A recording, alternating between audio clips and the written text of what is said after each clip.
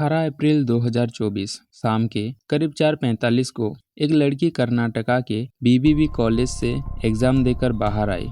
Exam ख़त्म होने के बाद वो अपनी मां को कॉल करती है, जो कि उस कॉलेज के बाहर अपनी बेटी की इंतज़ार कर रही थी। कॉल कट करने के 5 मिनट के अंदर एक लड़का उसके पास आता है।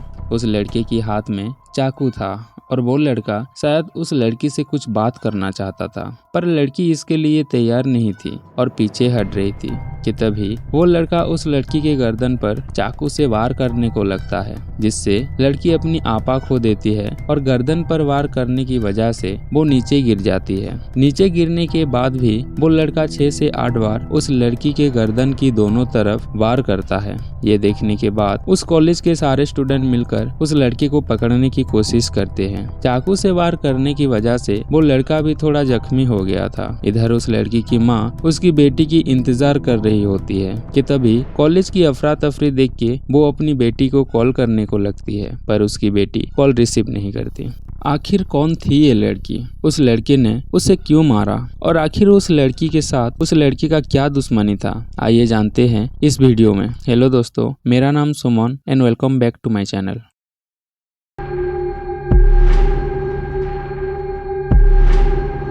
नेहा हिरेमठ 23 साल की एक लड़की अपने माँ गीता हिरेमठ और पिता निरंजन हिरेमठ के साथ कर्नाटका के हिबाली शहर पर रहती थी। उसकी एक छोटा भाई भी था। नेहा हिबाली के एक college BBB college of engineering से एमसीए की पढ़ाई कर रही थी। नेहा दूसरे बच्चों की तरह नहीं थी। वो सिर्फ घर से कॉलेज और कॉलेज खत्म होने के बाद कॉलेज से घर को आती थी। 18 अप्रैल को नेहा की कॉलेज में एक एग्जाम होती है और वो 2 महीने के बाद कॉलेज आई हुई थी। एक्चुअली नेहा को टाइफाइड हो गया था, जिसके कारण नेहा 2 महीने तक कॉलेज नहीं आ पाई थी और अभी भी वो कमजोर थी। पर अगर वो एग्जाम ना देती तो उसका 1 साल का बैक लग जाता। तो इसीलिए नेहा जैसे तैसे तबीयत थोड़ी ठीक होने के बाद वो एग्जाम के लिए जितना हो सके प्रिपेयर होती है और 18 तारीख को अपने माँ के साथ कॉलेज आकर एग्जाम देती है। एग्जाम खत्म होने के बाद करीब शाम के 4:45 को वो एग्जाम हॉल से बाहर आती है और अपने फोन निकालकर बाहर इंतजार कर रही अपनी माँ को कॉल करती है। कॉल कट करने के 5 मिनट के अंदर ही एक लड़का जिसका नाम फयाज कोंडिकोपा था, वो नेहा के पास आता है और उसे बात करने की कोशिश करता है, पर नेहा उसे बात करने को नहीं चाह रही थी और जैसे पीछे हटने को लगती है तो फयाज अपनी जेब से एक चाकू निकालता है और नेहा के ऊपर हमला करने को लगता है। हमले के कारण नेहा नीचे गिर जाती है और उसे बचने की कोशिश करती है, पर फयाज उसके गर्दन पर 6 से 8 बार चाकू से वार करने को लगता है। अब ये वारदात देखकर किसी को भी हिम्मत नहीं होती कि उसके पास जाए भी, पर जैसे ही फयाज भागने को लगता है कॉलेज के सारे स्टूडेंट मिलकर उसे जैसे तैसे पकड़ लेते हैं। इधर नेहा की हालत देखते हुए उसे पास ही के हॉस्पिटल पर ले जाते हैं, पर रास्ते में ही नेहा दम तोड़ देती है। इधर फयाज उसके भी शरीर पर छूने की वजह से उसे हॉस्पिटल में लाते हैं और पुलिस को इन्फॉर्म करके उसे पुलिस के हवाले कर देते हैं। अब क्वेश्चन ये होता है कि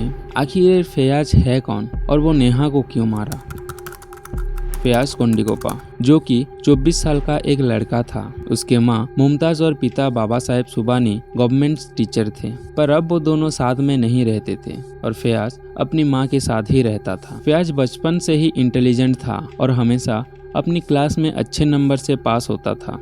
पढ़ाई के साथ साथ उसे बॉडी बिल्डिंग का भी शौक था। फयाज अपनी लाइफ को लेके खुश था और उसकी माँ भी फयाज पर प्राउड फील कर रही थी और उसकी पढ़ाई पर फोकस देखते हुए उसे एक IAS ऑफिसर बनाने को चाहती थी। Everything was going good for Fayaz, पर फिर अचानक से एवरीथिंग चेंज इन सडन। वो अपनी ही पढ़ाई पर फोकस नहीं कर पा रहा था और 6 महीने पहले होने वाली एग्जाम में वो फेल हो गया था and this thing completely broke him. सभी को तो पता ही होगा कि एक 90% स्कोर करने वाला लड़का अगर फेल हो जाए तो उसे अंदर क्या सिचुएशन रही होगी। फयाज फिर से एग्जाम देने की कोशिश की, पर इस बार भी कुछ खास नहीं हुआ, तो फाइनली ही डिसाइड कि वो कॉलेज से ड्रॉप आउट ले लेगा।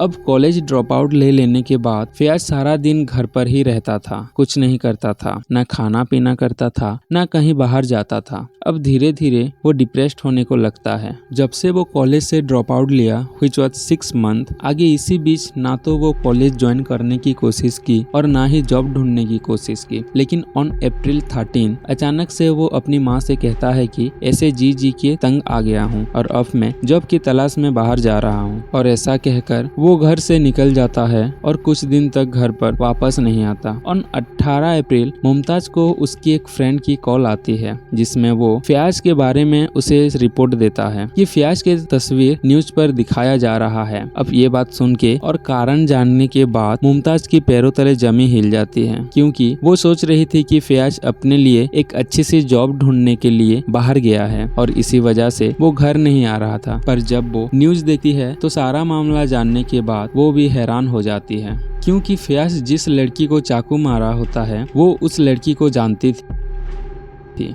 According to Fayaz mother Mumtaz, Neha और फयाज एक दूसरे को पसंद कर रहे थे, जो कि उसे 1 साल पहले से ही पता थी। और तो और वो नेहा से एक बार कॉल पर बात भी करी थी। फयाज नेहा से शादी भी करना चाहता था, पर मुमताज उसकी बेटे को समझाती है कि पहले अपनी करियर पर फोकस करो, एक वेल सेटल्ड आदमी हो जाओ, उसके बाद तुम ये सब के बारे में सोचना।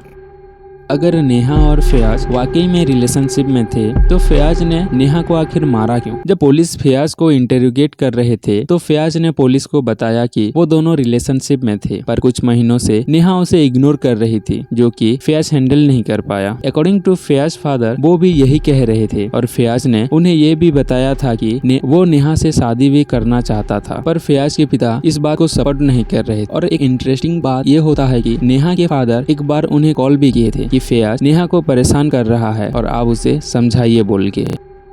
According to Fayaz family, Fayaz और नेहा दोनों रिलेशनशिप में थे और फयाज नेहा को शादी भी करना चाहता था, पर नेहा के फैमिली इसका एकदम उल्टा कह रहे थे। According to Neha father Niranjan Hiremath, Neha और फयाज पास्ट में क्लासमेट रह चुके थे और काफी दिनों से फयाज नेहा को परेशान कर रहा था, उसे काफी बार प्रपोज करके। बार बार प्रपोज करने पर लास्ट में तंग आकर नेहा फयाज को वार्न करती है कि अगर तुम ऐसे परेशान करोगे तो मैं पुलिस में कंप्लेन कर दूंगी। नेहा फयाज के बारे में अपनी घर पर इन्फॉर्म भी की हुई थे और इसी वजह से नेहा के फैमिली ने फयाज के फैमिली को कांटेक्ट किया था कि वो अपने बेटे को समझाए।